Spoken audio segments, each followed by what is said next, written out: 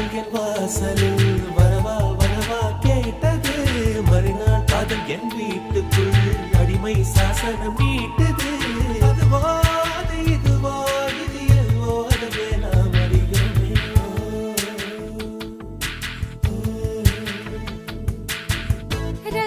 ரகசியமாய் ரகசியமாய் புன்னகைத்தால் பொருள் என்னவோ.